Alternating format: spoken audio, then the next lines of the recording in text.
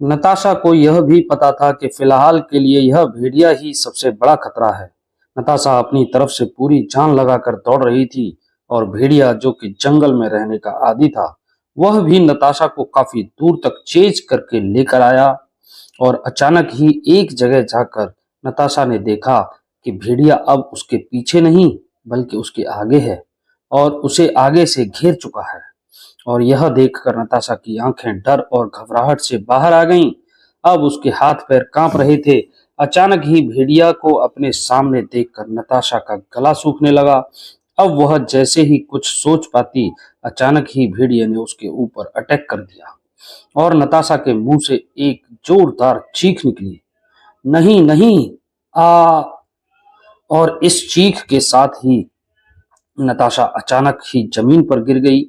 लेकिन इससे पहले कि भेड़िया उसके ऊपर हमला कर पाता, अचानक ही नताशा और भेड़िए के बीच कोई शख्स आ गया और वह उस भेड़िए से लड़ते हुए उसे खुद से थोड़ा दूर करता है। भेड़िया काफी ताकतवर था। वह शख्स उसके दोनों पंजों को पकड़कर उसके चेहरे को खुद से दूर करने की कोशिश कर रहा था और भेड़िया पूरी ताकत के साथ लड़ाई कर रहा था। नताशा यह नजारा देखकर उस इंसान के चेहरे को देखने की कोशिश कर रही थी। वह काफी घबराई हुई थी। वह अगले ही पल अपनी जगह से खड़ी हुई और उस शख्स को भेड़िए से लड़ाई करते हुए देखा। लेकिन अंधेरा इतना ज्यादा था कि नताशा को इस इंसान का चेहरा नहीं नजर आया। गिरने के कारण वह काफी घायल भी हो गई थी। अब उसे चक्कर आ रहे थे, लेकिन फिर भी वह अपनी आंखें खोलने की कोशिश कर रही थी। वह शख्स गरजते हुए उस भेड़िए से लड़ाई कर रहा था। भेड़िया बार बार उसके ऊपर हावी हो रहा था, लेकिन तभी वह शख्स बड़ी ही चालाकी से भेड़िए को हल्का सा खुद से दूर करते हुए अचानक ही जूते में लगा हुआ एक खंजर लेकर भेड़िए के दिल में भोंक देता है। और लगातार कई बार करने के कारण भेड़िया तड़प तड़प कर वहीं अपनी जान दे देता है। उस इंसान के चेहरे पर खून के काफी छींटे लगे हुए थे। उसके साथ ही वह इंसान भी काफी ज्यादा घायल था। वह इंसान लड़ाई करने के दौरान इतना ज्यादा थक चुका था कि धड़ाम से जमीन पर घुटनों के बल बैठ गया और लंबी लंबी सांस लेने लगा। उसके गले, हाथों, पैरों और गर्दन के पास कई ज्यादा पंजे के निशान थे। अभी नताशा किसी तरह अपने लड़खड़ाते हुए कदमों से उस इंसान को देखने की कोशिश करते हुए बोली, कौन हो तुम? तुमने मेरी जान क्यों बचाई? कहते हुए नताशा उस इंसान के पास आई और तभी चांद की हल्की सी रोशनी उस इंसान के चेहरे पर गई। अगले ही पल नताशा उस इंसान का चेहरा देखती है, जिसके कारण उसकी आंखें हैरानी से बड़ी हो गईं, क्योंकि यह कोई और नहीं बल्कि रॉकी था, रॉकी डेविडसन। अचानक रॉकी को देखकर नताशा के चेहरे पर एक बड़ी सी मुस्कान आई। वह जैसे ही रॉकी के पास जाने वाली थी, उसे रॉकी का दिया हुआ धोखा याद आ गया और इसे याद करते हुए नताशा की आंखों से आंसू बहने लगे। वह अपने कदम पीछे लेने लगी। रॉकी नताशा को पहले खुद के करीब आते हुए और फिर खुद से दूर जाते हुए देखकर जैसे ही कुछ बोलने वाला था, नताशा अपना हाथ आगे करते हुए उसे कुछ भी कहने से रोक देती है। नहीं नहीं, ऐसा नहीं करना, यह सच नहीं है। दूर रहना मुझसे, मेरे करीब मत आना। I hate you, I hate you, I hate you. मैं तुम्हें कभी माफ नहीं करूंगी।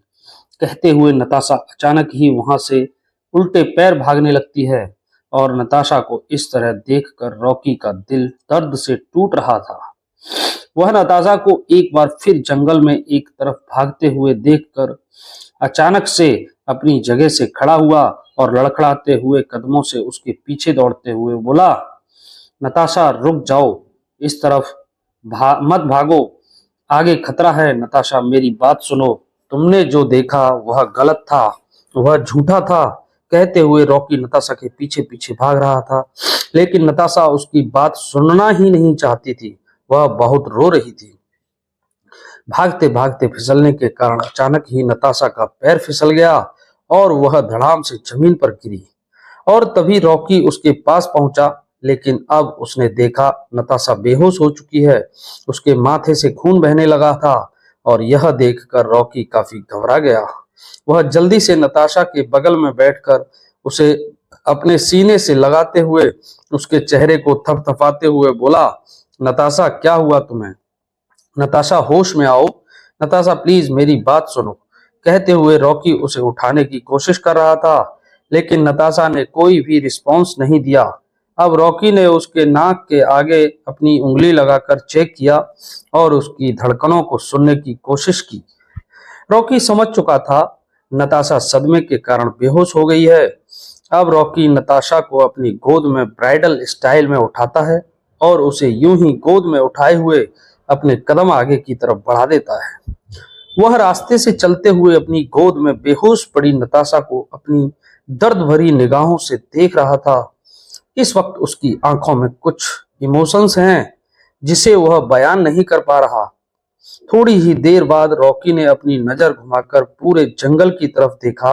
रात के इस वक्त रास्ता कुछ भी समझ नहीं आ रहा था और फिलहाल सफर करना खतरनाक था क्योंकि यहाँ फिसलन बहुत ज्यादा थी। हालांकि रॉकी ने स्लिप प्रूफ शूज पहन रखे थे जो कि लोहे के बने हुए थे, लेकिन इसके बावजूद रात का सफर जंगल के हिसाब से सही नहीं था। यह सोचकर रॉकी एक जगह पर आया जहां 3-4 पेड़ लगे हुए थे। रॉकी ने नताशा को धीरे से वहीं पर अपनी गोद से उतारकर पेड़ के सहारे से बिठा दिया और अब वह बड़े प्यार से उसके चेहरे को अपने हाथों से सहलाते हुए कुछ पल उसके चेहरे को देखता है। उसके बाद वह आसपास से कुछ लकड़ियां इकट्ठी कर लेता है। हालांकि यह लकड़ियां थोड़ी गीली थीं, लेकिन रॉकी अपने बैकपैक में से कुछ स्पेशल केमिकल लेकर आया था जिसे गीली लकड़ियों के ऊपर डालने के बाद जलाने से वह लकड़ी काफी अच्छी जल रही थी। आग जलाने के बाद रॉकी ने बैकपैक से एक छोटा सा टेंट सेट भी निकाला और उसने उस जगह पर एक टेंट लगा दिया। अब वह नताशा को अपनी गोद में लिए हुए टेंट के अंदर गया। उसने देखा नताशा को काफी चोट और खरोंचे लगी हैं। नताशा के माथे से खून बह रहा था। यह देखते हुए उसे काफी तकलीफ हो रही थी। उसकी आंखों में दर्द आने लगा था, लेकिन उसने बिना किसी एक्सप्रेशन अपने बैग से फर्स्ट एड किट निकालकर नताशा के जख्मों को क्लीन करना शुरू कर दिया और उस पर मेडिसिन अप्लाई कर दी। उस समय नताशा और उसके कपड़े काफी गंदे हो चुके थे, लेकिन फिलहाल उसके पास चेंज करने के लिए कुछ भी नहीं था। वह अपने साथ एक पतला सा ब्लैंकेट लेकर आया था इमरजेंसी के लिए, लेकिन यह भी सिंगल ही था। इसके अलावा वह चाकू, खंजर और अपनी गन भी लेकर आया था। उसके पास एक वॉकी टॉकी भी था जो कि भेड़िए से लड़ाई करते वक्त गिरकर टूट चुकी थी और अब यह किसी काम का नहीं था। इसलिए वह अब क्रिश की टीम से हेल्प भी नहीं ले सकता था। इसका मतलब साफ था कि आज रात उन्हें यहीं रुकना होगा। रॉकी अपने बदन पर पहने हुए लॉन्ग ओवरकोट को खोलकर नताशा को पहना देता है क्योंकि रात के वक्त ठंड काफी लग रही थी। अब रॉकी नताशा को अपनी बाहों में लिए हुए दोनों के बदन पर वह पतला सा ब्लैंकेट रख देता है। अब नताशा की पीठ रॉकी के सीने की तरफ थी। रॉकी उसे अपनी बाहों में लिए हुए बैठा था और नताशा के गाल को अपने हाथ से सहलाते हुए बस उसके थकान और दर्द भरे चेहरे की तरफ देख ही रहा था। नताशा की आंखों में आंसू सूख चुके थे। उसके चेहरे के ऊपर आंसुओं की सूखी हुई लाइन बनी हुई थी। उसके बाल बिखरे हुए थे और उसका यह हुलिया देखकर रॉकी को बिल्कुल भी अच्छा नहीं लग रहा था।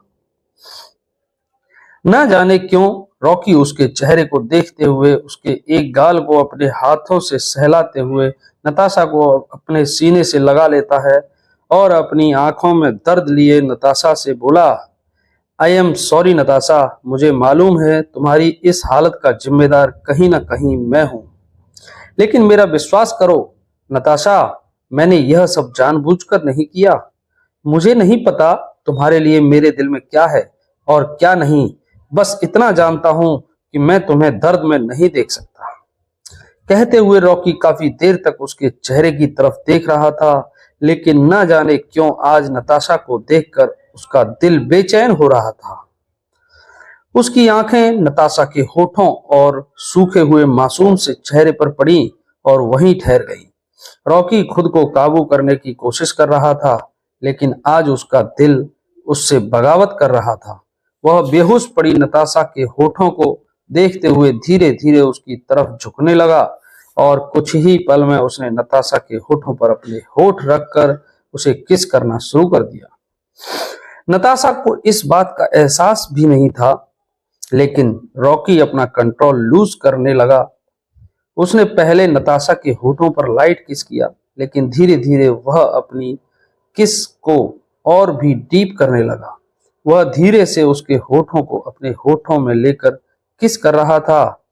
वह लगभग 15 मिनट तक लगातार उसको दीवानों की तरह किस कर रहा था। अब उसके अंदर की तड़प बढ़ती ही जा रही थी, जिसे वह कंट्रोल ही नहीं कर पा रहा था। वह पूरी तरह से अपना कंट्रोल खो चुका था। उसके हाथ अब धीरे धीरे नताशा की बॉडी पर चलने लगे थे। उसने धीरे से नताशा को नीचे लिटाया और उसके ऊपर आते हुए उसके माथे, चेहरे और होठों पर किस करते हुए आगे बढ़ा। उसे इस बात का एहसास ही नहीं था वह क्या कर रहा है। वह बस अपने ही जज्बातों से लड़ रहा था। नताशा ने इस वक्त एक शोल्डर क्रॉप टॉप पहन रखा था, जिसके कारण उसके परफेक्ट फिगर काफी विजिबल था। बेहोश होने के कारण उसके कपड़े अस्त व्यस्त हो चुके थे। इस क्रॉप टॉप पर उसके बेली बटन भी शो हो रहे थे, क्योंकि वह उसकी बेली बटन से थोड़ा ऊपर था। उसके साथ ही नताशा ने नीचे जीन्स पहन रखी थी। रॉकी नताशा को लगातार किस कर रहा था, लेकिन अब उसकी चाहत और भी ज्यादा बढ़ रही थी और रॉकी की नजर नताशा की क्लीवेज पर बने काले तिल पर गई। वह काला तिल रॉकी को अपनी तरफ अट्रैक्ट करने लगा। उस काले तिल को देखकर रॉकी एक सेकंड के लिए रुका और उसने बेहोश नताशा को देखा, लेकिन फिर उसके चेहरे पर एक प्यारी सी मुस्कान आ गई। उसने नताशा के चेहरे को अपनी एक उंगली से सहलाते हुए उसके चेहरे की तरफ प्यार से देखते हुए कहा, यह मेरा है, मुझे रोकने की जरूरत नहीं है माय लव। इतना कहते हुए रॉकी ने नताशा के चेहरे की तरफ देखते हुए धीरे से उस काले तिल पर किस कर लिया और वह इस कदर आउट ऑफ कंट्रोल हो चुका था कि नताशा बेहोशी में भी कसमसाने लगी थी, जिसे देखते हुए उसकी आंखों में चमक आने लगी थी। रॉकी ने बिना एक पल की देरी किए नताशा पर शिद्दत लुटाना शुरू कर दिया। ऊपर से ही उनके साथ खेलते हुए नताशा के चेहरे की तरफ देखता हुआ बोला, आई एम सॉरी, मैं यह नहीं करना चाहता, लेकिन अब मैं खुद को कंट्रोल नहीं कर पा रहा। जिस सुकून की तलाश मुझे ना जाने कब से थी, मुझे आज बहुत सुकून तुम्हारे पास महसूस हो रहा है। नताशा, मुझे नहीं पता मैं तुमसे प्यार करता हूँ या नहीं। मैं बस इतना जानता हूँ कि अब तुम्हें मेरे पास रहना होगा।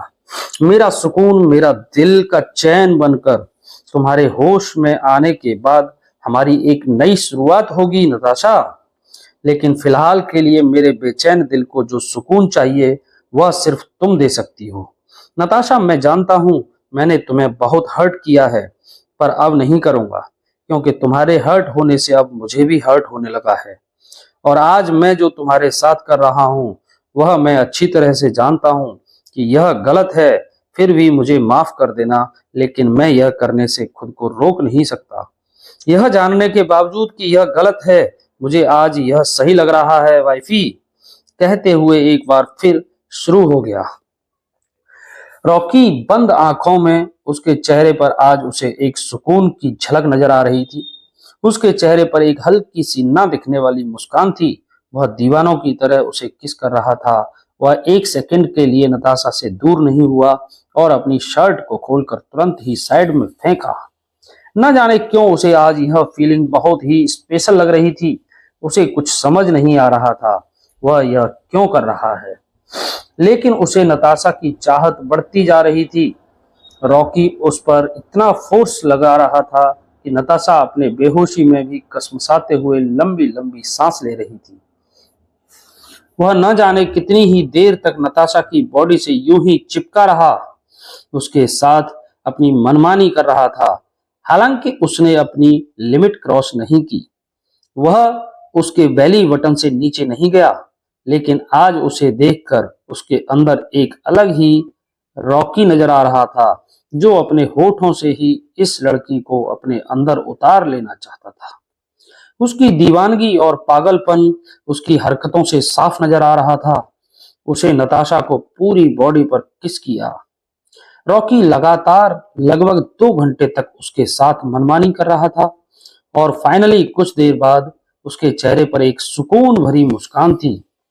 अब वह नताशा के बगल में ही लेट गया और उसे खींचकर अपने ऊपर सुला लिया। बेहोश नताशा किसी कांच की गुड़िया की तरह चुपचाप उसके ऊपर लेटी हुई थी। उसे इस बात का अंदाजा ही नहीं था कि उसके साथ क्या हो रहा है।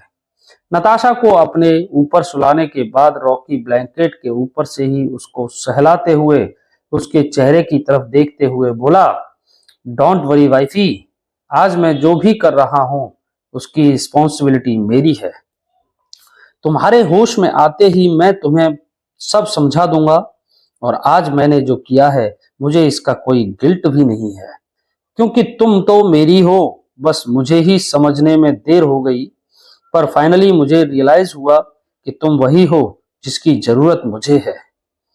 कहते हुए रॉकी की आंखों में एक चमक, चेहरे पर एक हल्की सी मुस्कान थे और वह अभी तक नताशा के पीठ को बड़े प्यार से अपने हाथों से सहला रहा था और उसके चेहरे की तरफ देख रहा था। इस वक्त रॉकी को अपने जख्मों का बिल्कुल भी ख्याल नहीं था। उसके गले, चेहरे और सीने पर, यहाँ तक कि उसके शोल्डर पर भी कई जगह भेड़ियों के पंजों के निशान थे, जिसमें से ब्लड निकल रहा था। वह घायल था, लेकिन इस पल में वह बस सब कुछ भूल गया था। उसे सिर्फ नताशा ही नजर आ रही थी और नताशा के जिस्म के जरिए मिलने वाला सुकून। उसकी आंखें सिर्फ नताशा के चेहरे पर टिकी थीं और वह बार बार अपना चेहरा उठाकर नताशा के माथे, छोटी सी नाक और होठों पर किस कर रहा था। उसका दिल आज अपनी लिमिट क्रॉस करने का कर रहा था, लेकिन फिर भी उसने किसी तरह खुद को कंट्रोल किया था। उसे फीलिंग का मतलब नहीं पता, बस इतना जानता है कि नताशा में कुछ ऐसा है जो उसे नताशा से दूर नहीं जाने दे रहा, और अब शायद वह जाना भी नहीं चाहता। कुछ देर बाद रॉकी ने एक बार फिर नताशा को अपने नीचे किया और एक बार फिर उसके ऊपर झुक अपनी चाहतें पूरी कर रहा था। लगभग आधे घंटे बाद उसने किसी तरह खुद को कंट्रोल किया और नताशा के कपड़े ठीक किए। वह एक बार फिर नताशा के माथे पर किस करते हुए बोला, तुम नहीं जानती वाइफी, लेकिन आज तुम मुझे आउट ऑफ कंट्रोल कर रही हो। मैं खुद को कंट्रोल नहीं करता, बट डोंट वरी, हम लोग बहुत जल्दी यह तुम्हारे होश में भी करेंगे और काफी अच्छे तरीके से करेंगे, क्योंकि अब तो तुम मेरी हो वाइफी। कहते हुए उसने नताशा के होठों पर लाइट किस कर लिया और उसके कपड़े ठीक करने के बाद कोई बॉयफ्रेंड की तरह नताशा के बगल में लेट गया। उसने नताशा को एक बार फिर अपने ऊपर लेटा लिया और दोनों के ऊपर एक ब्लैंकेट रखते हुए अब उसने सुकून से अपनी आंखें बंद कर ली। इस वक्त रात के लगभग 3:30 बज रहे थे। अब सुबह लगभग 6:30 बजे नताशा की आंखें कसमसाते हुए खुली। उसका सर इस वक्त उसे बहुत भारी लग रहा था। उसने धीरे से अपनी आंखें खोली तो देखा वह किसी हार्ड चीज पर पेट के बल सोई हुई थी। उसके विजन फिलहाल क्लियर नहीं थे, लेकिन कुछ सेकंड में उसने अपनी पलकें झपकाते हुए अपने विजन को क्लियर किया और अगले ही पल उसकी आंखें हैरानी से फैल गईं, क्योंकि वह इस वक्त रॉकी के ऊपर सोई हुई थी। रॉकी शर्टलेस था और यह देखते ही नताशा अपनी जगह पर जम गई। तो दोस्तों, कहानी कैसी लग रही है अपना कमेंट करिए, वीडियो को लाइक करिए और दोस्तों को शेयर करिए। अगर आप चैनल पर नए हैं तो चैनल को सब्सक्राइब जरूर करें, जिससे कि इस तरह की रोचक कहानियां आप लोगों को मिलती रहें। मिलते हैं अगले वीडियो में अगले एपिसोड के साथ। तब तक के लिए धन्यवाद। बने रहिए हमारे चैनल DL हिंदी स्टोरी पर।